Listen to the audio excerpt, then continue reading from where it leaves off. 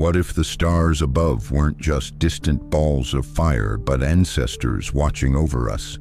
What if the very land beneath your feet, the trees swaying in the wind, and the rivers that snake through valleys were living expressions of a cosmic truth? Across the vast and diverse continent of Africa, people have looked up at the night sky, pondered their origins, and crafted some of the most profound and intricate understandings of the universe ever conceived.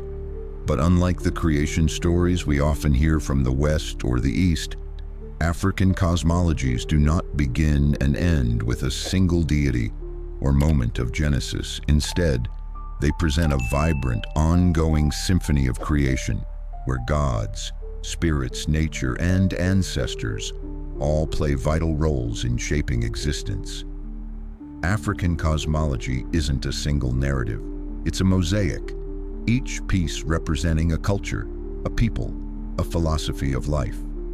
From the Yoruba belief in a divine assembly of orishas orchestrating the birth of the world, to the Dogon people's astonishing celestial knowledge that predates modern astronomy, every society across the continent offers a unique window into how creation was and continues to be understood. These stories are more than myths. They are maps of reality, blending the tangible with the intangible, the scientific with the spiritual, the visible world with the unseen realms of spirits and ancestors. They tell us not just how the world began, but how it is continually reborn. But how did these diverse African societies interpret the beginning of everything? What roles did the gods, the ancestors, the natural world, and even the stars themselves play in the great act of creation? How do rivers and mountains, trees and storms fit into the cosmic blueprint? And why is it that, in so many African traditions, creation isn't a distant past event, but a living, breathing process that unfolds with every sunrise, every ritual, and every breath? In this journey, we'll explore the sacred cosmologies of Africa, not as museum artifacts, but as living philosophies that continue to shape identity, spirituality, and the very understanding of life and death. Get ready to dive into a universe where the spiritual and physical are deeply intertwined, where creation is not just a moment, but a rhythm, and where every story echoes with the voices of those who came before. In African thought, creation is not confined to a singular origin story, nor is it ever considered fully complete. Instead, creation is an ongoing, dynamic process, constantly in motion, continuously unfolding. African cosmologies see the universe as a living, breathing entity where spiritual and material realities coexist, intermingle, and influence one another. The act of creation is not a distant event locked in a mythic past, but a continuous interaction between the divine, the natural world, and human beings. In many traditions, to live is to participate in creation, to carry forward a cosmic rhythm set in motion by the ancestors and divine forces. Unlike linear cosmologies that trace a path from beginning to end, African views of creation often take on cyclical or spiral structures. Time is not a straight line, it loops, overlaps, and echoes. This cyclical understanding deeply influences how African cultures perceive history, memory, and the soul's journey through different states of existence. The Creator is not always a god in the sky who vanished after setting the world in motion. Sometimes the Creator remains present in all things, embedded in the land, in animals, in fire, in water, and most importantly, within the people. The concept of duality is also central to many African cosmologies. Opposites do not clash, they balance. Masculine and feminine energies, life and death, spirit and matter, these are not enemies but complements weaving the fabric of reality. In the eyes of many African societies, everything is connected, and every element in the universe plays a role in the eternal dance of creation. A tree is not just wood and leaves. It holds memory, it listens, it teaches. A river is not just water, it is a spirit, a guide, a boundary, a lifeline. Nature is sacred not because it was created, but because it is creation itself in motion. Importantly, this worldview doesn't isolate the divine from humanity. Humans are not passive recipients of a divine plan. They are co-creators, vessels of ancestral energy, participants in a sacred order. Rituals, art, music, and storytelling are not just expressions of culture, they are acts of creation. They reinforce harmony with the cosmos, keep the spiritual channels open, and maintain balance between the seen and unseen. In this way, African cosmology blurs the lines between myth and life, between origin and destiny, reminding us that creation is not something we study from a distance. It's something we live every day. Among the Yoruba of West Africa, creation begins not in silence or chaos, but with the purposeful actions of divine beings. At the center of their cosmology is Olodumare, the supreme being, distant yet ever-present, who delegates the work of shaping the earth to a pantheon of orishas, divine intermediaries with specific functions. One of the most pivotal is Obatala, who is said to have descended from the heavens with a chain and a calabash of earth, tasked with forming the solid land. But it is Ogun, the god of iron and transformation, who clears the path. And it is Orunmila, the keeper of wisdom, who guides the unfolding of destiny. In Yoruba belief, creation is communal. Even the gods collaborate, mirroring the value placed on interconnectedness in human society. Traveling south to the Zulu people of southern Africa, we meet Unkulunkulu, the Great Old One, who emerged from reeds in the primal waters and shaped all living things. From this watery birth, humans, animals, and nature sprang forth. Here, the imagery of water is not accidental. In many African traditions, water is a threshold, a boundary between the worlds, and a symbol of creation and regeneration. The Zulu myth does not focus on hierarchy or control, but rather emergence and harmony. Creation is something that rises from the earth itself, not imposed from above. Then there are the Dogon of Mali, whose cosmology has captivated scholars for decades due to its uncanny alignment with astronomical realities. According to Dogon myth, the universe was created by Amma, a supreme god who formed the first living being, Nomo, a spiritual ancestor associated with water, fertility, and order. The Dogon believe the cosmos is structured with mathematical precision, and their knowledge of the Sirius star system, long before telescopic confirmation, has sparked debates and admiration. For the Dogon, creation is an act of cosmic balance, where disorder must be overcome for life to flourish. Bantu-speaking cultures bring another layer to this sacred tapestry. Many Bantu traditions honor a sky father figure, often called Nzambi or Mulungu, who created the world and then retreated, leaving spiritual forces and ancestors to maintain it. Here, the focus shifts to how human beings relate to creation through ritual, memory, and moral order. The divine is not absent, but has entrusted guardianship of the world to both spirits and the living. Creation, in this context, is not just a beginning. It is a responsibility passed down from generation to generation. In African cosmology, the divide between the living and the spiritual is not a wall, but a doorway, thin, permeable, and constantly in motion. Creation is not simply the story of how matter came to be, but also a map of how spirits, ancestors, and divine forces relate to the human world. In many traditions, the ancestors are not just remembered, they are revered as co-creators, protectors, and guides. Their presence is felt in dreams, invoked in ceremonies, and honored in every major life event. Life does not end with death, it transitions. The dead do not vanish, they become elevated, gaining the power to influence the living and help maintain the balance of the cosmos.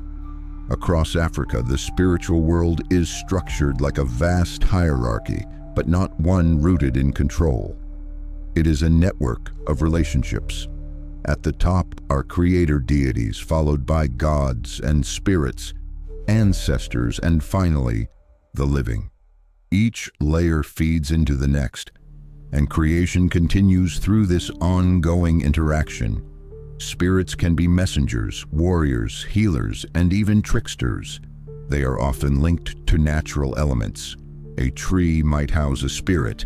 A mountain may be a god's dwelling. A storm might carry a divine message. In this view, creation is never static. It evolves with every prayer, every offering, every act of remembrance. What makes this particularly profound is the way it positions human beings.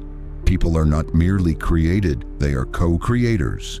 Their choices, rituals, and behaviors can shape spiritual realities just as surely as divine forces can shape the physical. When a community performs a rite of passage, celebrates a harvest, or sings ancestral songs, it is participating in the act of creation. It is reaffirming its connection to the spiritual lineage that sustains the universe. This interconnectedness also serves as a moral compass. When harmony is disrupted through conflict, greed, or disrespect of nature, it is believed that the cosmic order is thrown off balance. Ancestors may withhold blessings, spirits may become restless, and the environment itself may react.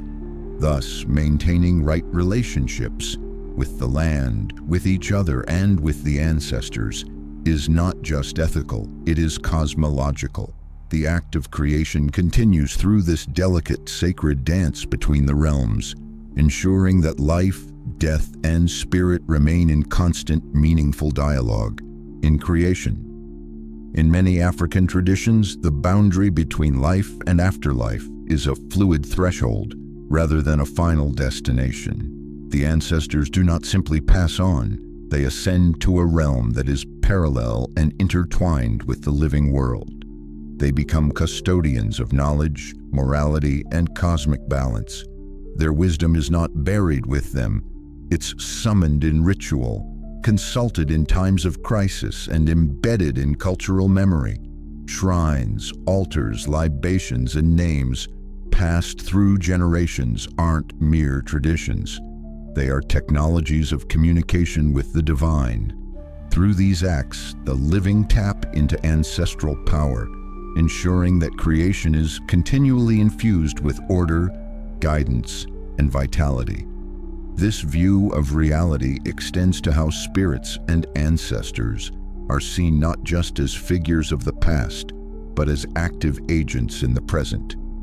In the Akan tradition of Ghana, for example, the world is understood as composed of three interwoven realms: the world of the living, the world of the dead, and the world of the unborn. The unborn already exist in spirit, waiting to join the living, while the ancestors hover nearby, invested in the moral integrity of their descendants. This cycle of birth, life, death, and rebirth is not linear, it's sacred geometry. It binds generations in a cosmic rhythm where no part of existence is isolated. Moreover, spirits are often tied to specific places and elements of nature. A sacred forest might be the dwelling of a powerful ancestral spirit. A river could be the manifestation of a deity. A particular mountain might be revered as the navel of creation. When rituals are performed in these places, they do more than honor the land. They activate the spiritual currents that sustain life. Every chant, every drumbeat, every dance is a call and response between the visible and the invisible, the human and the divine. Through this lens, creation is not a single act completed in the distant past, but an eternal process, fueled by memory, maintained through ritual, and animated by spirit. It's a collaboration across dimensions, a sacred dialogue where ancestors lend their power, spirits shape events, and human beings hold the responsibility to uphold harmony. In African cosmology, to forget the ancestors is not just an act of neglect, it is to interrupt the very engine of creation itself. In African cosmology, nature is never just a backdrop. It is the stage, the actor, and the divine presence all at once. The trees are not only trees, they are sacred beings, keepers of ancestral wisdom. The wind carries messages. The sun and moon are not just celestial bodies, but spiritual regulators of time, seasons, and human behavior. Mountains are often seen as ancient beings, watching silently, holding memories of creation. Rivers are lifelines that connect not just physical places, but realms, bridges between the material and spiritual, life and afterlife, earth and sky. This sacred view of nature stems from the belief that the divine reveals itself through the natural world. In many African traditions, God is not far away, but deeply embedded in creation. To walk through a forest or sit beside a stream is not just to experience beauty, it is to enter a temple, a living shrine. This worldview does not separate spirit from substance. The physical world is an expression of the spiritual world, and every element carries energy, meaning, and intentionality. Among the Shona people of Zimbabwe, for instance, certain trees are considered to house spirits. Cutting them down is not only a practical decision, it's a spiritual risk. In the Sahel, among the Serer people of Senegal, sacred baobabs are believed to be inhabited by ancestral forces. These aren't isolated beliefs, but expressions of a broader worldview where nature is alive, aware, and capable of responding. Rainfall, drought, animal behavior, all can be read as signs, communications from the divine encoded in the language of the earth. Creation, then, is not confined to origin myths or theological debates. It is daily and visible in the cycle of planting and harvest, birth and death, storms and sunlight. Nature is not something to dominate or control, but to respect and harmonize with. It is the source of life and a mirror of the cosmos. To disrupt this balance by exploiting, polluting, or disrespecting the natural world is to violate the spiritual order itself. This deep respect for the environment is not rooted in modern ecological science, though it aligns with it, but in a sacred understanding of the world. It recognizes the land as not only sacred space, but as a partner in the unfolding story of existence. In African cosmology, every tree has a memory, every stone a purpose, every breeze a message. Creation is a living, breathing relationship between the human, the natural, and the divine, each sustaining the other in a rhythm as old as time. To truly appreciate the richness of African cosmology, it helps to stand back and compare these worldviews with each other and with those from other parts of the globe. What becomes immediately clear is that African cosmologies are not mere folklore or primitive myths. They are complex systems of thought, deeply philosophical and profoundly spiritual, offering nuanced understandings of existence, order, and the relationship between humanity and the cosmos. Unlike the rigid hierarchies and often dualistic thinking found in some Western traditions, where God is separate from the world and humans are cast in opposition to nature, many African systems view creation as a web. There is no sharp line between divine and earthly, sacred and mundane. Instead, these realities flow into one another. The Yoruba see the Orishas not just as gods, but as aspects of the human condition, personified forces of nature and destiny. The Dogon treat the stars as active participants in human fate. The Zulu, with their waterborn unkulunkulu, describe creation in ways that align more with emergence and harmony than with domination or command. What sets African cosmologies apart is their insistence on participation. The universe is not a machine to be observed, nor a puzzle to be solved. It is a living organism in which every being plays a role. Creation doesn't just happen once. It continues, sustained by rituals, maintained through moral order, and energized by memory and story. In this sense, humans are not subjects of a divine plan, but collaborators in a cosmic process. When compared to Eastern philosophies, like those found in Hinduism or Taoism, there are resonances, especially in the idea of cyclical time, balance, and the unity of opposites. Yet, African cosmologies carry their own distinct flavor, often rooted in community, oral history, and the sacred geography of specific landscapes.